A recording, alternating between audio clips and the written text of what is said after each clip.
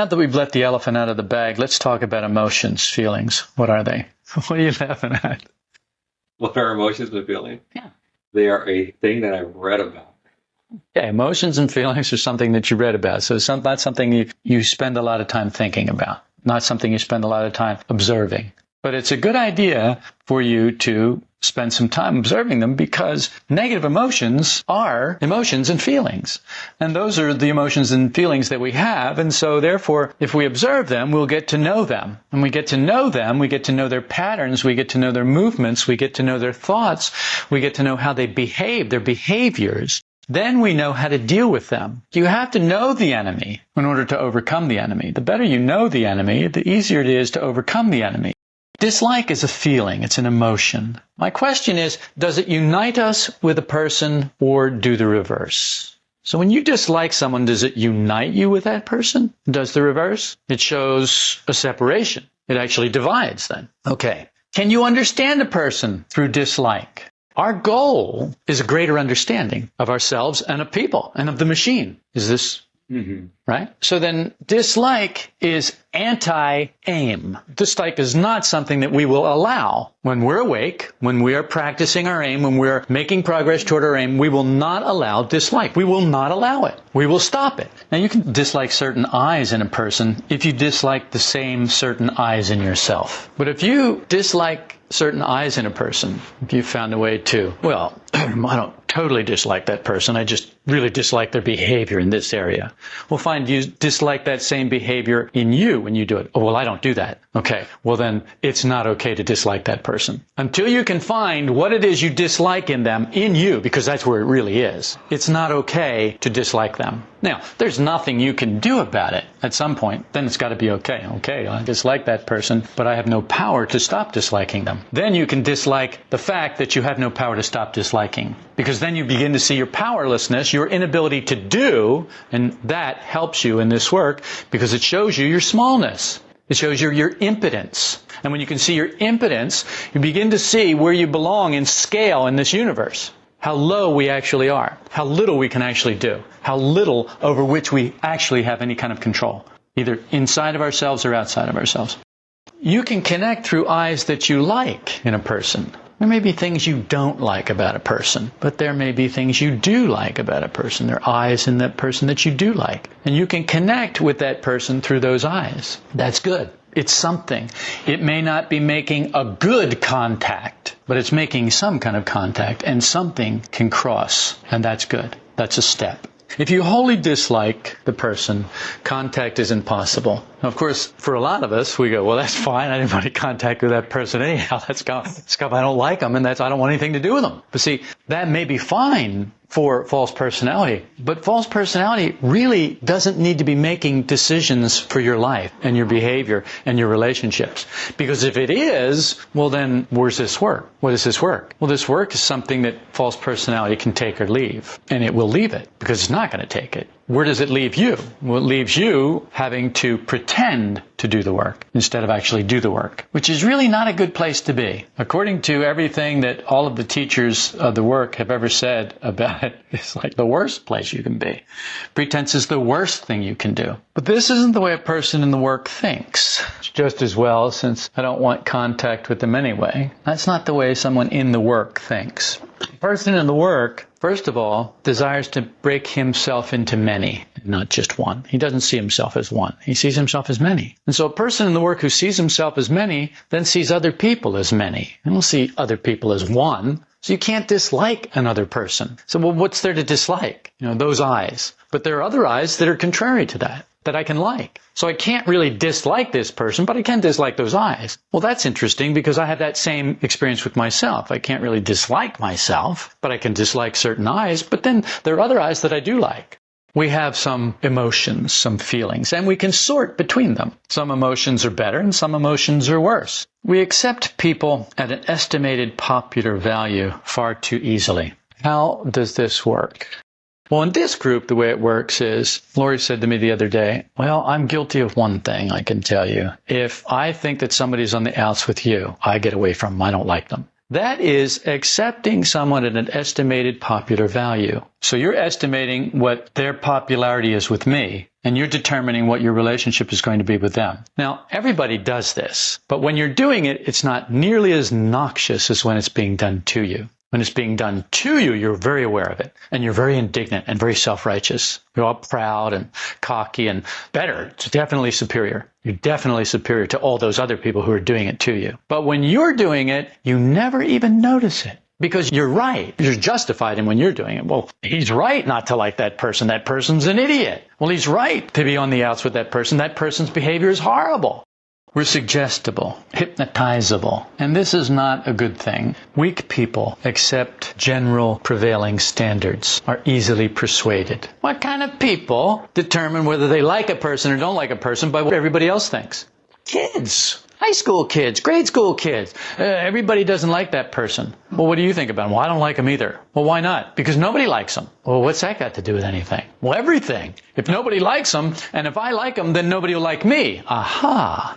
The result of having little that's essential, little that's real in feelings, little that we're connected with of our essential selves, is that we become easily persuaded. We become wishy-washy. We accept other people's idea of who a person is, and we just go with it. Because nothing inside of us is offended by that. And the reason nothing is offended by that is because there's nothing real in us that is connected with the truth. When something real in you is connected with the truth, it is offended by that, and it won't go along with it. You know this is true. You've had this experience. Of course, there's a sheer contrariness, a love of contradicting, which relates to no real feelings, because all the feelings are of self-love, built-up personality. There are some people who, they don't like you? Well, I like you then. Because they just have this love of contradicting. They just have to be contrary. They have to oppose because it strengthens their self-love. Well, how does it strengthen their self-love? Well, it's me standing up for this person against the whole world. Well, aren't you wonderful? Well, yes, actually, that's exactly what I thought too. But I would have never said it because I love myself too much to ever say it. The light heals. I know you know. If through learning what the work teaches, we let the light inside, we no longer take ourselves in a standardized way. See, when we take others in a standardized way, it's because we take ourselves in a standardized way. But when we start to let the light in, when we start to see what's actually in there, it becomes impossible to take ourselves in a standardized way because we have some light, we have some facts, we have some truth. We have some what's actually so. We have seen something now. And when we see something, it's much more difficult to stand with the imaginary. Because standardized views are really imaginary views. We don't know that. Why don't you like that person? Well, because nobody does. What did they ever do? Well, they say he's done all kinds of bad things. But what have you ever seen him do? How's he treat you? Well, I don't know. We just go blank there. No, I don't have anything to do with him. He doesn't treat me at all. No. That translates to not taking others in a standardized way. If we don't take ourselves in a standardized way, we don't stereotype ourselves, we're not going to stereotype others. But if we're stereotyping ourselves, we're going to be stereotyping others.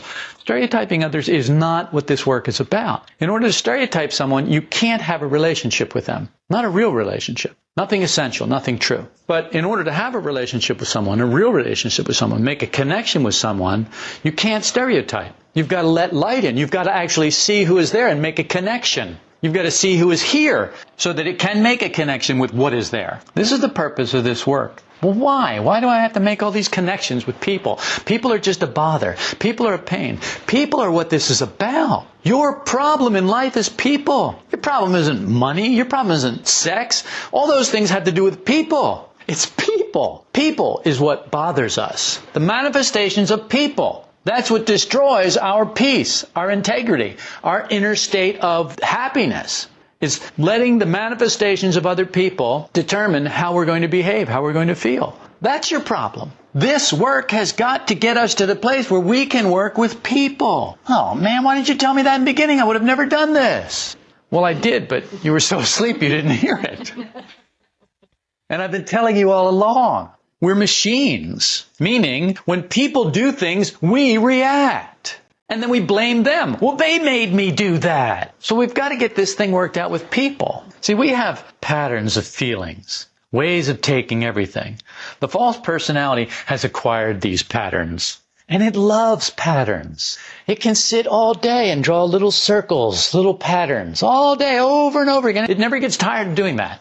It loves that. It just loves the little ruts, the little patterns. Think about it. Think about how you love that. You don't have to think. You don't have to make effort. When we don't observe these patterns, we continually act from them and remain in the prison that we imagine is so excellent. We imagine that our prison is so excellent.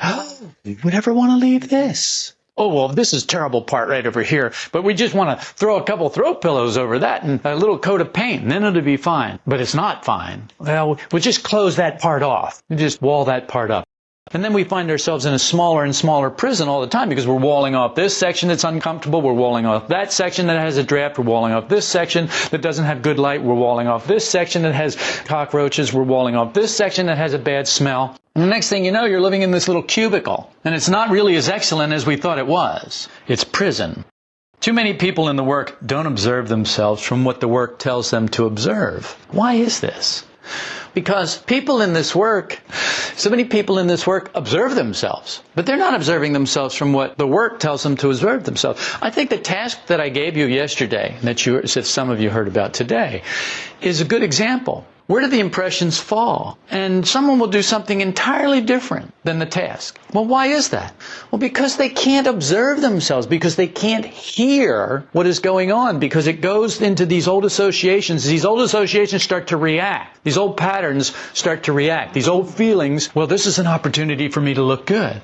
Well, this is an opportunity for me to show people how this is done. This is an opportunity for me to shine. And when we do that, when that old pattern starts to manifest, we're unaware of it. It just happens. Unless someone points it out and we get to step back from it, stop identifying with it and see it, observe it for what it is, from the way the work tells us to observe, not the way we want to observe. The way we want to observe is we go, oh yeah, well, I see that. Oh yeah, that's pretty terrible. Well, that's great. Where does it come from? Well, I don't know. I haven't a clue, some eye. Where do you expect to go with that? Where do you expect to go with such sloppy habits, sloppy work habits? This is a workplace, people. Keep your work area clean and tidy. Know where your tools are. Keep them in good repair. Know what your tools are. Know which tool is for which.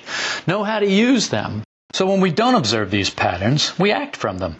We lack some power to observe what's in the dark part of ourselves. It's because feelings are not yet developed in us. Why is it that people can't observe the way the work tells them to observe?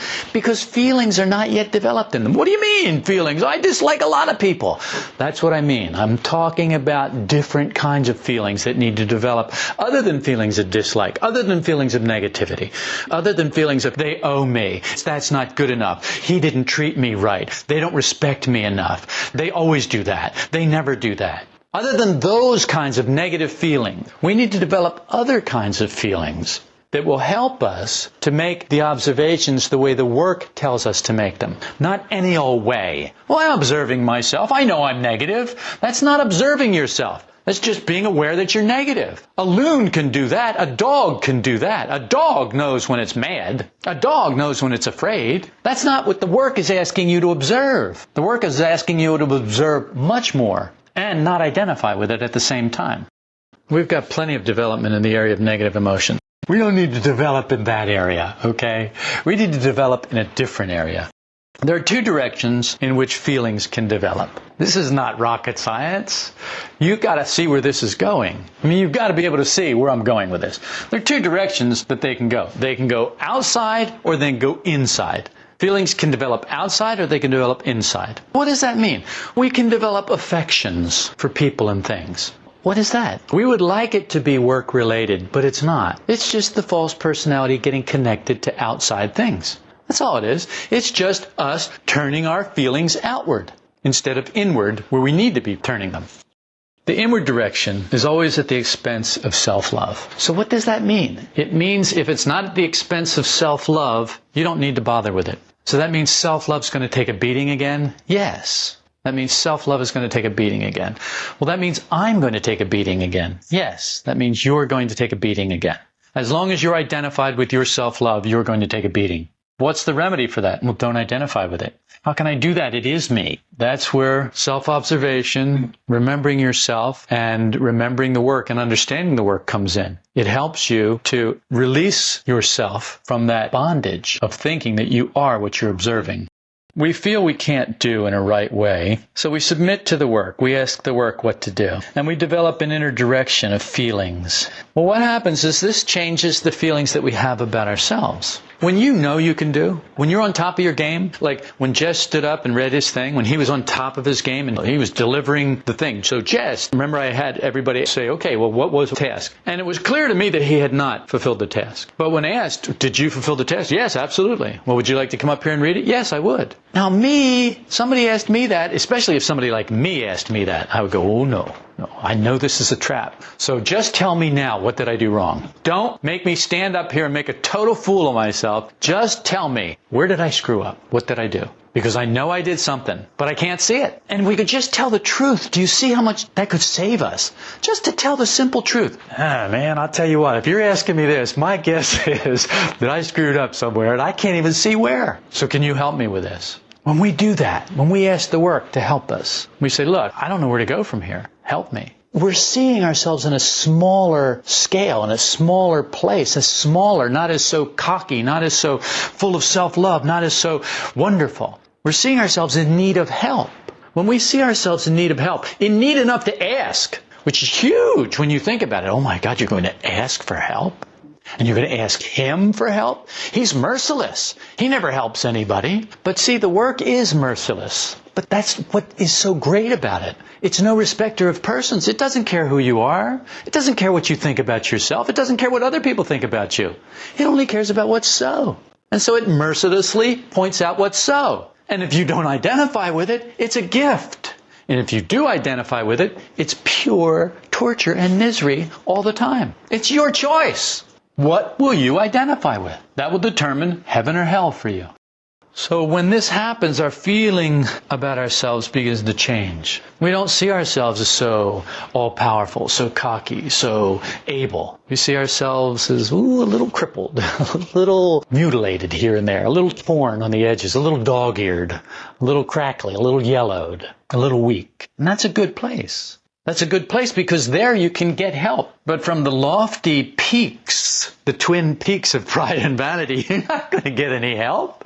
There's no help there. When you think you are on Mount Olympus, you're not going to get any help from the gods because you think you are the gods. You think you're Zeus. You have to fall some before you can reach up and ask for help. But when you're at the top, you can't. And false personality keeps us at the top. It's not a real top, it's an imaginary top, and imagination is very powerful for us. When we get to this place, this is the halfway to higher centers, to the other side in us.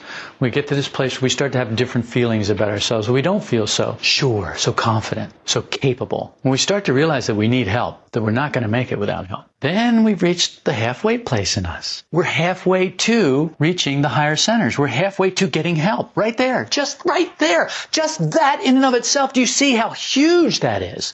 Just that, when you can just accept your nothingness, I mean really accept it, just for a moment, you are halfway to higher centers, halfway to help, halfway to something real actually happening in your life, halfway to being in touch with the miraculous. It's like the Sistine Chapel, when you see God's hand and Adam's hand, and they're that far apart, reaching out to each other. That's that place when you can get to the place where you're not so cocky, where you're not so sure of yourself, where you don't walk the earth so proudly, where you start to have different feelings about yourself, where you start to feel like, I need help. These people who I have hated, who I've despised, who have been my enemy, these people are my lifeline. This is my help. This is where I'm going to get my help. When you get there, you're halfway there. If you don't get there, you don't get help.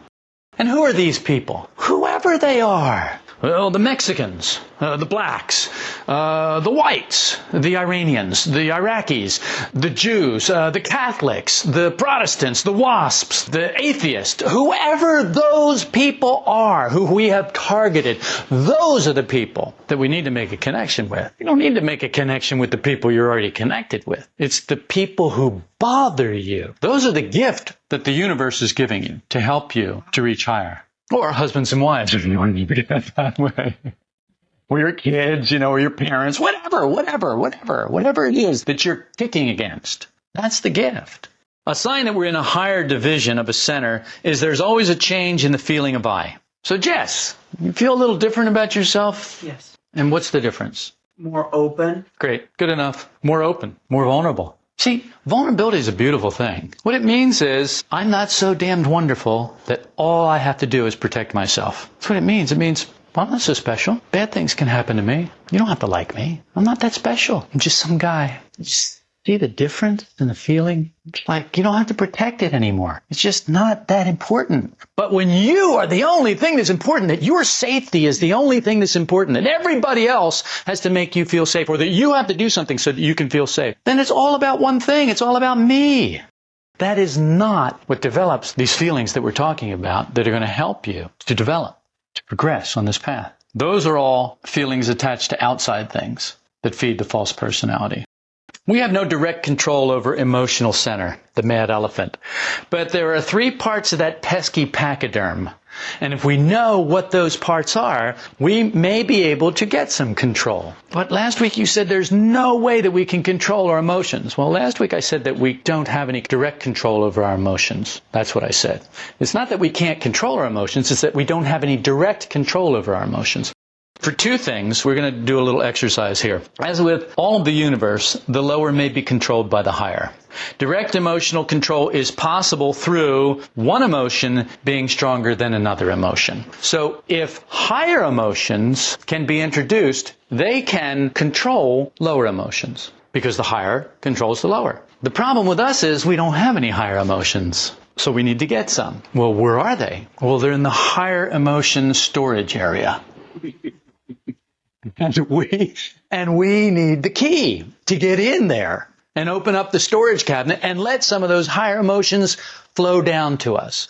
So now we know what we need. All of the emotions that belong to the higher divisions of emotional center have the power to control lower emotions. Where are those emotions that are in the divisions of higher emotional centers? Well, let's look at the emotional center.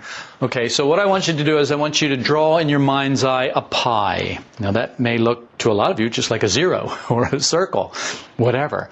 So draw that circle, see that circle, then divide it in half. Top half, bottom half. The top half we're going to keep, the bottom half we'll throw away. All right, now take that top half of that circle and now cut it into 3 equal pieces. From the left to right, name those pieces piece number 1, piece number 2, piece number 3. Piece number 1, I would like you to divide piece number 1 into 3 equal parts. Name those parts 1, 2, and 3 from the left to the right. You got it? Okay, everybody's got their pie. So this is where you get to have your pie and eat it too. The reason I'm not doing this on a board is for 2 reasons. One is because we need to develop our abilities, our mental abilities. And one of the ways of doing that is by exercising them. And the other reason is the people who are listening to this on a podcast don't get to see the board. It just makes you work a little harder. It gets more blood flowing to the brain. It's a good thing. So let's work with just piece number 1, part 1. Now the part 1 is divided into 3 parts. So part 1 has 3 divisions. The smallest pieces, 1, 2, and 3, in part number 1, are the moving, emotional, and intellectual divisions of the moving part. The moving part is the most mechanical part, as Tammy so brilliantly told us Wednesday night. And it was brilliant, wasn't it? Mm-hmm. I mean, she really did. There was a lot of information. She laid it out very, very well. So I was sitting there thinking about this because I'd already written this talk. And I was thinking, well, maybe I should just have Tammy give this one. And she doesn't look that happy about it. So we have the moving, emotional, and intellectual divisions of the moving part, the most mechanical part of the emotional center, which is part number 1. 1 is the part that's connected with the expression of ordinary emotions. It's, okay, what are ordinary emotions? Fear. Negative emotions. That's what they are. Our ordinary emotions are negative emotions. So part number 1 is the part of the emotional center that's connected with, the moving part is connected with all of our ordinary emotions. In 2 are all ordinary personal likes and dislikes. Here's the center of self-love. Now, we're only talking about part number 1 and the 3 divisions of part number 1. So 1 is the moving part. 2 is the ordinary personal likes and dislikes, center of self-love. And it's wonderful that the center of self-love gets to be right in the center. It's part number 2, flanked by part number 1 and part number 2. So we always get to remember, we get to center ourselves right here. We get to be the spotlight, the center stage. So center stage is self-love all the time. 3 is will. as a result of many small interests and desires. It's not real will, which belongs to the higher division. It's the will that comes from, I want this, I want that. It's the will that comes from, I know that I say to you many times, I remember one time, years ago, I wrote down a date, Steve gets what he wants. And Steve was, that's right, I got what I wanted. And I thought, he's not getting it. And so I wrote it down because I wanted him to get it. I want everybody to get this. I want to get, when you get what you want, you did not win. You didn't win. You lost. It's not something to be celebrating about. It's something to be observing. We need to understand that when we get what we want, because what we want comes from such small divisions of centers, such mechanical divisions of centers, it's not a good thing. What the work wants is what we need to want. But we can't want that yet because we still spend so much time in this little section, in these little divisions of this small part of the emotional center. So the will it's all about self-will, getting what I want, getting the little ordinary things in life, whatever those things are. You know what they are. I don't need to beat the ailing horse about that.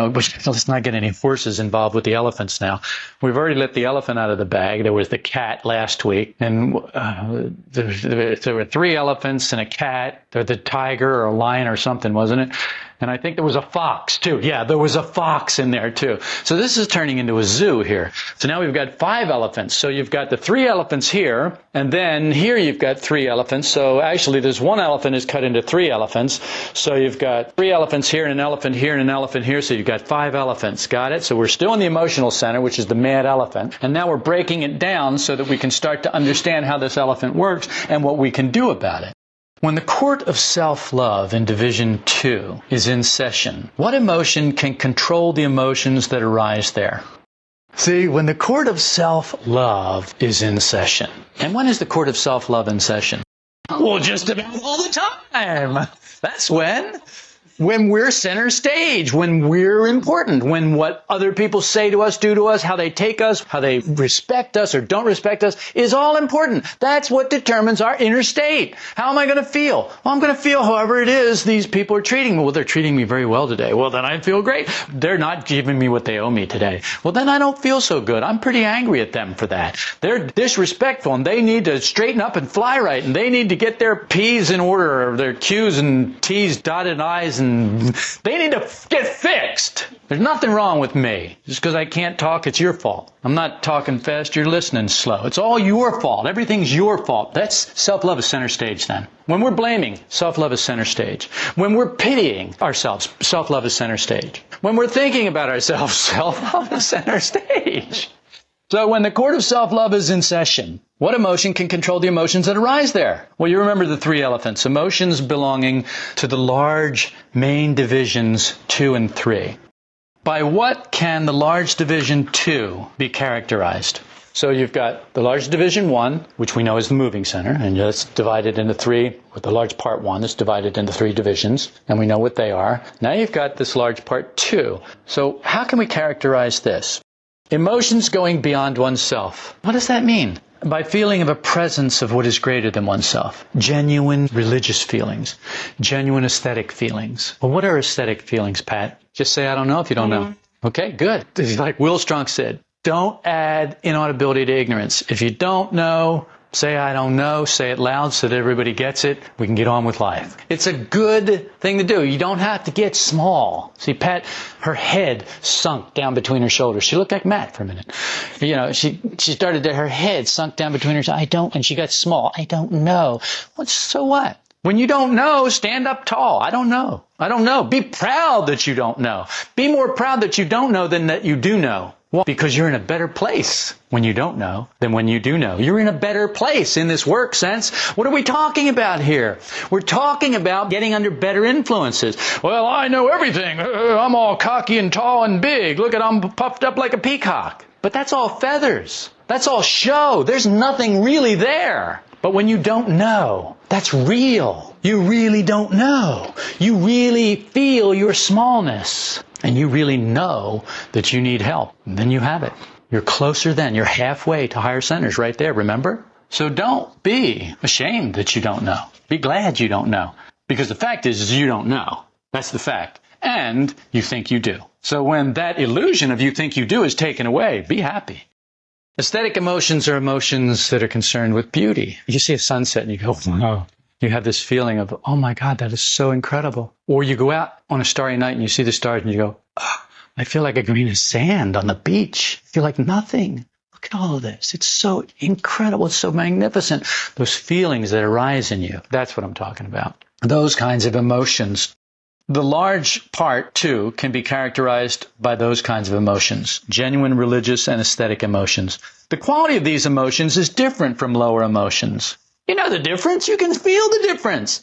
You can feel the difference. You can smell the difference. You can taste the difference. There's a huge difference. Well, I really like cheesecake. Well, it's not the same as that moment when you really get your place in the universe looking at the stars. And you go, wow. It's not the same thing. Loving cheesecake is not the same thing as that emotion. So there's a difference. That emotion, that larger emotion, that bigger emotion, that emotion that's going beyond yourself. It's not all about self-love. It's not all about me and how I fit into everything.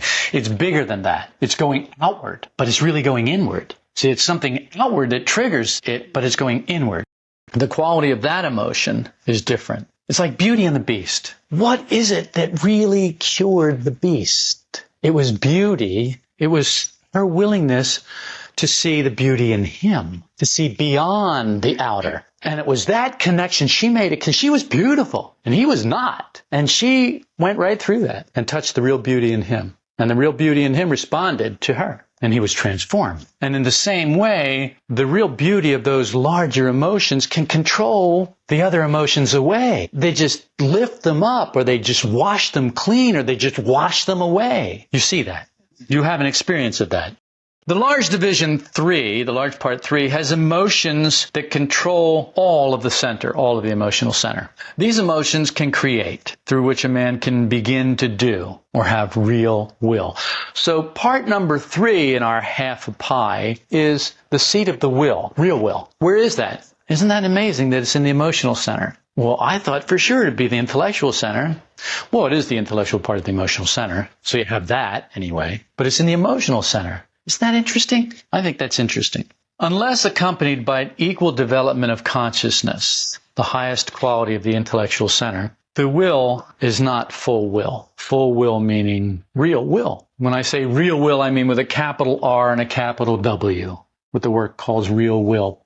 Having the emotions without having the consciousness to support them will not work. You got to have more. These centers have to work together. Remember, at least two centers have to be involved in self-observation. The reason we can't contact higher divisions is what? We spend all of our time in the small moving parts of each center. What does that mean? Well, let's get real. Let's get practical. Let's get down and dirty. Let's talk about what it really means. It talks about the petty, self-indulgent, petulant, bratty, snotty emotions that we live in. The emotions that are all about me. When self-love has center stage, it's got the spotlight on itself, and it's all about me. That's where we live. Our small likes and dislikes, our tiny little thoughts about people, our little ratty attitudes about people, our substandard, and they are substandard compared to what we can produce in ourselves, our substandard behaviors towards other people. Substandard, meaning they're below the standard that the work sets for us. They're below the standard of our aim. We're always preoccupied with our personal likes and dislikes, and so with all manifestations of our self-love. Look, if you're getting what you want, it's all about self-love. If it's all about self-love, what's left? Okay, let's look at it this way. In this hand, I have everything. In this hand, I have what's left. What's left? Thank you. Nothing. That's right. So if it's all about self-love, then it's all about self-love. And there isn't anything else. There is nothing redeemable in that. You've got to get something that is not self-love. And how you do that is you start to get emotions that are not involved with self-love. And how you do that is you start by seeing your place in the universe, your smallness in the universe, your need for help in the universe, and you're halfway to higher centers. And once you're halfway to higher centers, you're halfway to getting the help you need from higher emotional center, higher intellectual center, and getting the development of emotions that you need to lift you up out of this morass of insanity in which we live. That's what I'm talking about. 5 elephants.